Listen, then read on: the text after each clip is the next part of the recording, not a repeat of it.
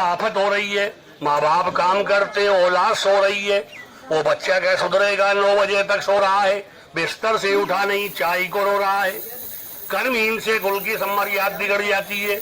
ज्यादा लाड प्यार से भी औलाद बिगड़ जाती है।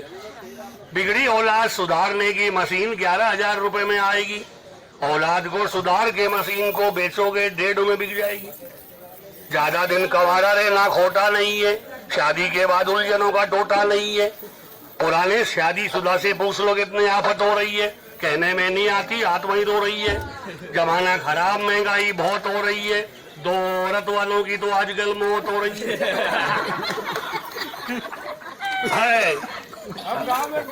आगे सुनो, आगे सुनो। वहाँ कोई घर जवाई तो नहीं है? घर का भेद हर किसे कहना आना चाहिए। घर का भेद हर किसे कहना आना चाहिए। मर्द को ससुराल में रहना आना चाहिए। ससुराल का सारा ही काम करना पड़ेगा। बहनोई होके साले से भी डरना पड़ेगा। लाचार बन रहना पड़े, कह सके को दम नहीं। घर जवाई की इज्जत होती गधे से कम नहीं। हाँ, कुछ खबर रहती नहीं नींद आ जाने के बाद।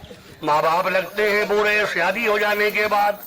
ससुराल वालों को रबड़ी खिला रहा, घर वालों को लकड़ी दिखा रहा। जमाना यहाँ तक खराब आ रहा, बाप को पूछता नहीं, ससुराल जा रहा। सासू की सेवा करना बहू के लिए अच्छी बात है। बहू भी एक दिन सास बनेगी, सच्ची बात है। पानी का छाने की आटा छानती नहीं है। खुद में अक्ल नहीं, सासू की मानती नहीं है। शादी करके लाए तभी से आफत हो रही है। सासू काम करती, बहू सो रही है। सासू भी खराब है। हाँ, सासू भी बहू को बेटी की तरह समझना जानती नहीं है। डाकन की तरह खाऊं खाऊं करती है, मानती नहीं है। चौका धोए ना झाड़ू दे, वो घर ही पक्का बासी है। जिस घर में औरतें रोज नींद आए, वो घर ही सत्यानाशी है। ये बात घर पे जाके नहीं कहने की, मैं भी नहीं कहता हूँ, झगड़ा हो जाता है। बीड़ी पीने वालों के पास में बैठना नहीं है। कपड़े जल जाए तो फिर बैठना नहीं है। बीड़ी पीने वालों ने कमाल कर दिया, पड़ोसी के बिस्तर जला के धर दिया।